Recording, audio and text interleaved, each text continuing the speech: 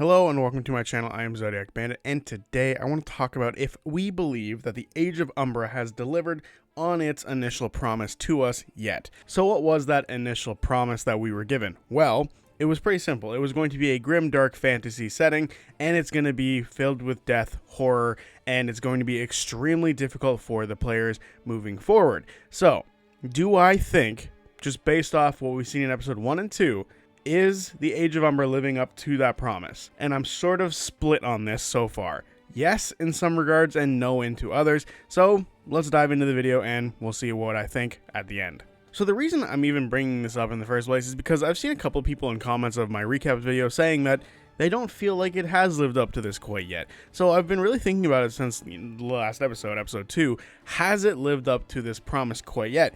So I decided to look at it from two different sort of perspectives. One was like the tone of the world so far, and the other was going to be like the difficulty of moving around the world so far. I feel like those are the best two ways to sort of look at it, because that's kind of the important stuff, right? The tone, the themes of it being, dark fantasy, and then the difficulty, does the difficulty match the dark fantasy element to it? So realistically, that's what we're going to look at here today. So when people say grim, dark fantasy RPG stuff, I typically think of, well, the one that everyone probably does, Dark Souls. So for me, the first Dark Souls is the one that encapsulates this theme of grim, dark fantasy the best. And specifically, I want to compare Desperlock to Firelink Shrine. So for me, when I compare these two things, because they are both, the same sort of idea, right? Desperlock is a village or town or city, whatever you want to call it, that is built around this sacred pyre that has a slag wall around it to keep it safe. And this, the sacred pyre is what keeps everything and everyone inside safe. If it goes out, everyone's basically screwed, and they're going to have to find somewhere new to live, because the Umbra will be able to sort of encircle them and, get them. So when we compare that to Firelink Shrine, which Firelink Shrine is very similar. It is a shrine built around the fire that is in this place that sort of gives the undead their humanity back, or is what able to kindle them into getting their humanity back. So for me, when we compare these two things, which one feels like, less safe, more dangerous, filled with less hope?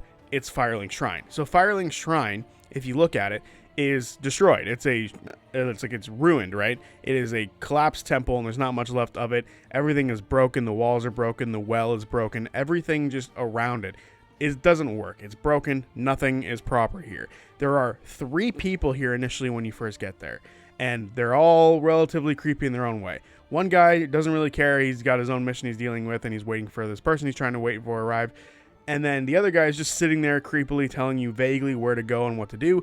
And the last person who's here at the time is a woman with her tongue cut out, because she is the firekeeper and she cannot talk. So we don't really have that many people to feel comfort in here. And not to mention, wherever you go, no matter which direction you either end up fighting undead, you either end up fighting undead, or you end up fighting undead. No matter which way you go, there is something ready to kill you within steps of leaving Firelink Shrine. I personally do not feel Desperlock fits this description at all. Desperlock feels way too safe. The slag wall protects people from extremely powerful creatures from the beginning, and then outside of that, this 15-foot tall pyre is keeping everyone safe from the constant miasma of the Umbra. So there are people who could just stay in Desperlock their entire lives and not worry about it. They do not have to leave, because other people will leave for them. That is the whole point of what a lot of people living in Desperlock is for.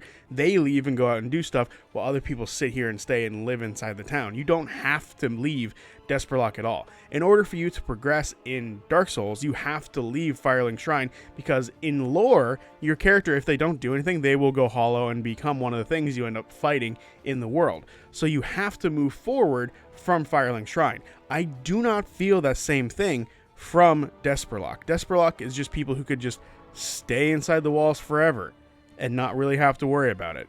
Would they live shitty lives? Sure, but they'll be alive until they die, and then they have to have their body burned so they don't get taken over by the Umbra. So realistically, Desperlock to me feels too safe. Now, some of you are going to point out something, I'm sure, and we will talk about it at the end.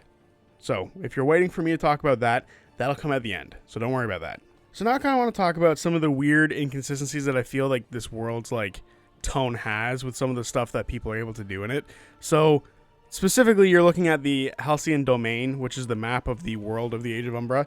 So Snyx is a character who can move between the towns of this place, and you can see some of them are named and some of them aren't. Some of them are just circled, and those are sacred pyres and towns like that. So at the bottom right there, you're gonna see Desperlock. It isn't named on the map, but it is circled. It's right next to the literally on the bottom of the map. It has the word seas underneath it. So Desperlock is right there. You can see the jungles of Aurora, which is where the first session opened up for the Age of Umbra miniseries. Now, if you look to basically the exact opposite side of the map, the top right, you will see Orcos, which is the town that Snyx went to and picked up deliveries and brought them all the way back to Desperlock. I think that's insane that this chicken shit runner guy, is able to make it the entire way from Desperlock to Orcos, no problems. Almost no problems. He did get caught up at the beginning of the first session, but he survived that either way. No problems, for the most part. And he's been doing that for a long time. That to me just doesn't sit well for me because he's level 1.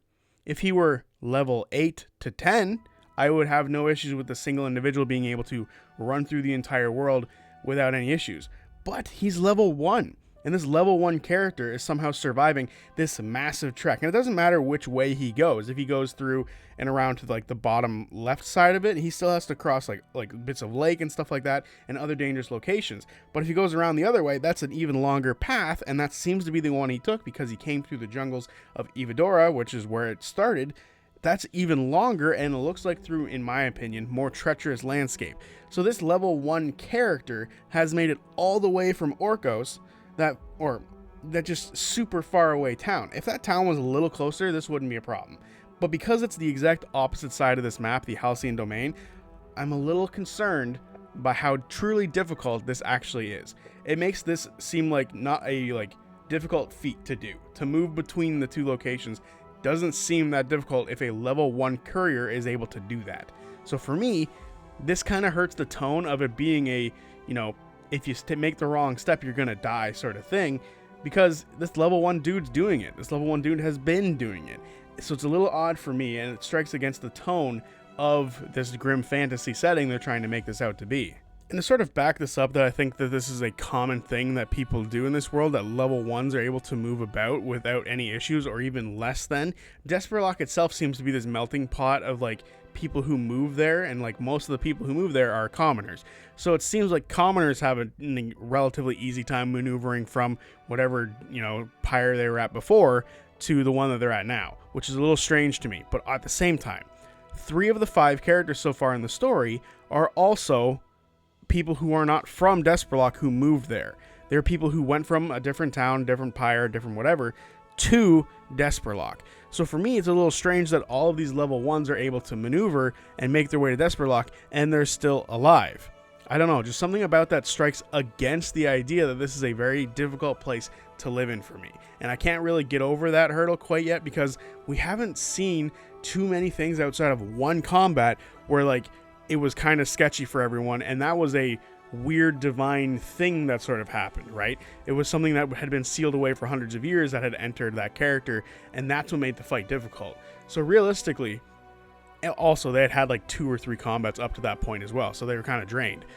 But I just feel like it's not as hard as it's been presented in the lore to move around the world, and it kind of hurts that tone. And for me watching it, I'm like, it's not going to be that bad, especially once they move through the jungles going from the the vaults to Desperlock. They have no issues going both ways, going in. Well, once they get in, there's some issues, but going to and going from Desperlock to the vaults was a jaunt, a light little jaunt. They even got lost at one point, but Snyx didn't really want to say that they got lost.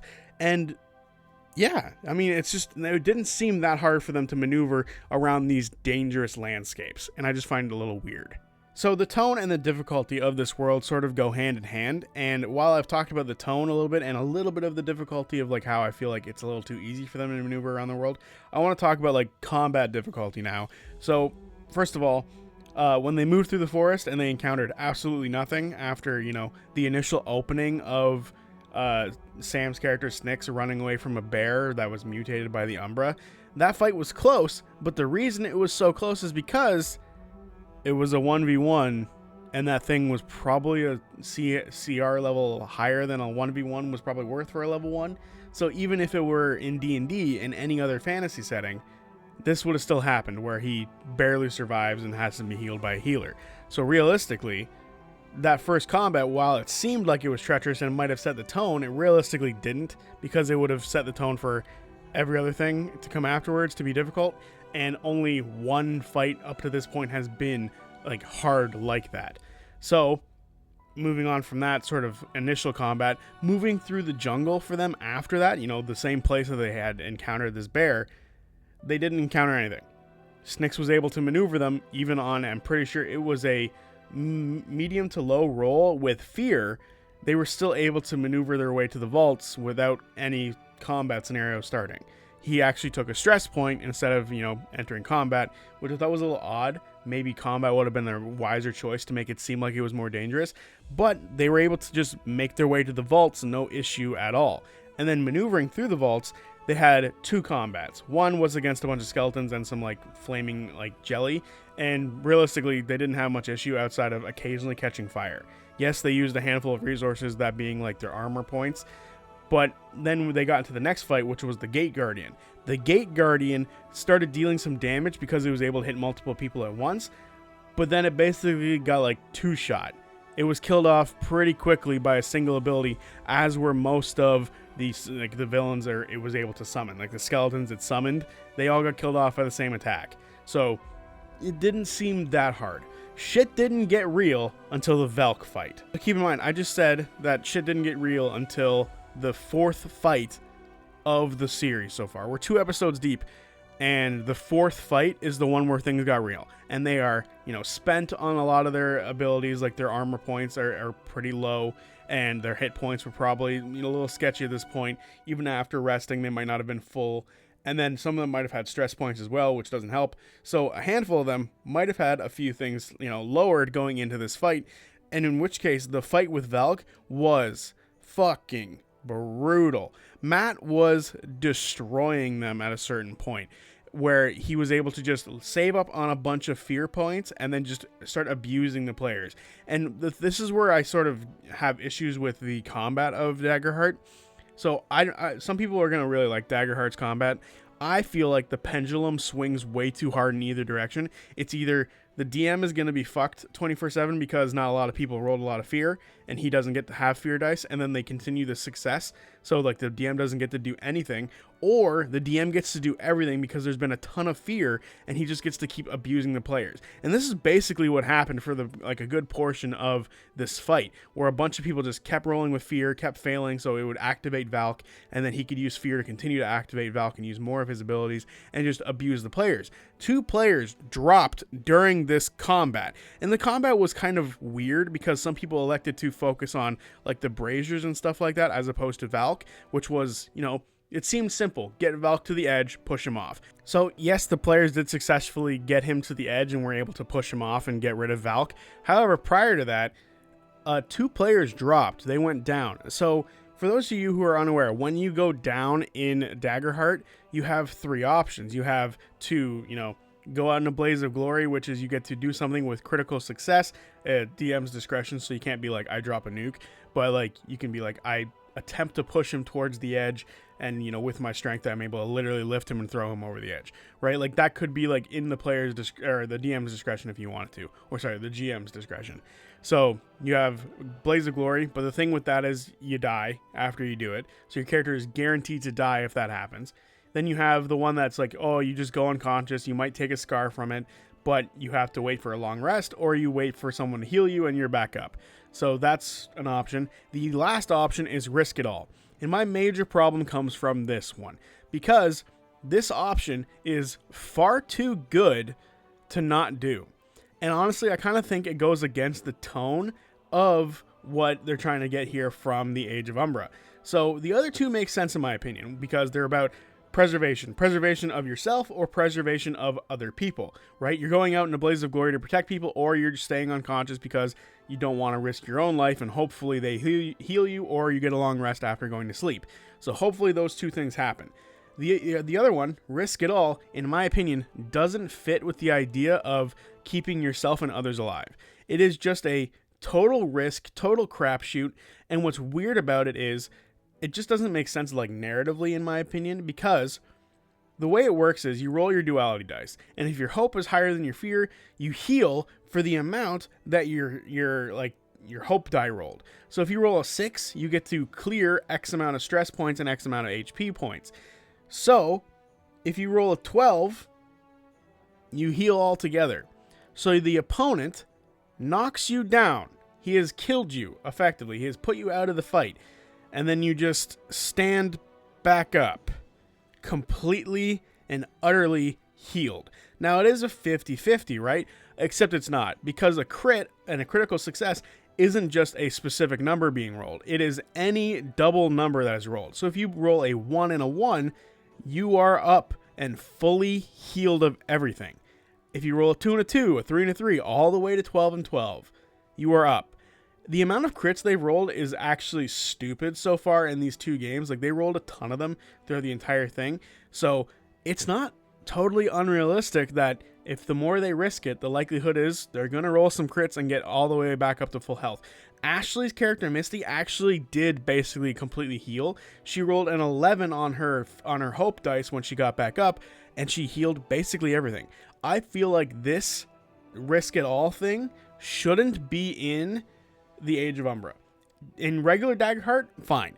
In Age of Umbra, I don't think it makes sense just tone-wise, because you're trying to survive, you're trying to keep other people alive, so just risking it and doing either nothing or doing, getting fully healed, to me just makes no sense. I would rather go unconscious and have someone else heal me so I can be up for the next turn, because there's no turn order. I can go right afterwards if they choose to, or I go out in a blaze of glory helping my friends kill the thing that's going to try to kill them, as opposed to just rolling a dice and, oh, I'm dead on the ground, or, oh, I'm now up fully healed. I feel like this just doesn't make sense tonally wise. Tone wise, this thing doesn't make sense to me, and I feel like it shouldn't be in the Age of Umbra. The rest of Daggerheart, by all means. Age of Umbra, it feels a little weird to be in it. So, as of this point, it seems that I don't think it has lived up to its promise, where it's, been a little too safe with Desperlock, and some of the combat hasn't been all that harrowing. Yes, the Velk fight is an exception, but if Matt didn't have any of those fear points and they started rolling really well, that wouldn't have happened anyway, right? It's all dependent on the fear points that he was able to accumulate and that pendulum swinging in his way. However, I will say the end of episode 2 has set things up to be in a very, very good place for it to actually start feeling much darker and much more dangerous than it has up to now. Keep in mind, the players are still only on short rests right now. They haven't had a long rest, so they haven't been able to completely get rid of their, hit point issues or their stress issues or their armor issues. They're currently in rough situations still. They've, post Valk fight, they got a short rest out of it, but then they had to walk back to Desperlock, in which they learned a few things, which is really interesting and really cool. But on top of that, their companion Aaron has seemingly succumbed to the Umbra and has destroyed the Sacred Pyre, meaning the first issue I brought up in this video, which was the Sacred Pyre and Desperlock feel way too safe, is now void. It is now starting to lean much darker. First of all, a young teen companion has been killed off, or as of right now, seemingly killed off, and has been completely taken over by the Umbra. And now the safe haven for these people, all of these people who, travel between places with seemingly no issue, now no longer have a safe haven to be at. This, to me, is the correct direction into finally getting us into feeling like it is truly desperate. It is truly a nightmare for them to be living in the Age of Umbra. So I'm very excited for where it's going. It hasn't been the strongest start in my opinion quite yet, but it is getting there, and I'm looking forward to it actually getting to that spot. I'm looking forward to the, the true grim nature of this coming through, and starting to see some people die. I'm theorizing that the first thing we're going to see in the episode 3 might be some combat within the town of Desperlock. I'm sure they might not fight Aaron, but they might fight some other Umbra creatures that appear, and I think we're going to lose people. And I think that's when Laura and Liam are going to show up, because there's spots open to the table and you don't want to have the table just look empty. So I think we're going to lose some people. Who that is, don't know. I would honestly probably lean towards Snyx. He seems to be the squishiest of the bunch, and he was the first one to go down initially. But Brixton could also go down because of she might be in a rage depending on how things go. Not like an actual D&D rage, but she might be just angry in character. So she might be risking a lot more, defending people a lot harder, and she might end up being in a bad position pretty quickly, because that's sort of the whole point of the Guardian character. So predictions, either Snyx or Brixton are going to die, and then we'll have Laura and Liam's character come in. So I'm very excited for what's coming in the future for this, because it looks like we're going in the right direction to be truly grimdark fantasy. So far, has Age of Umbra lived up to the promise? No. But it's not over yet, so it's looking like we're going to get to it, and I'm very excited for it. So this will eventually get a sequel video saying, did the Age of Umbra live up to its promise? And hopefully I can say yes. So, until then, I will see you guys on Friday for the recap of episode 3 of the Age of Umbra. Peace.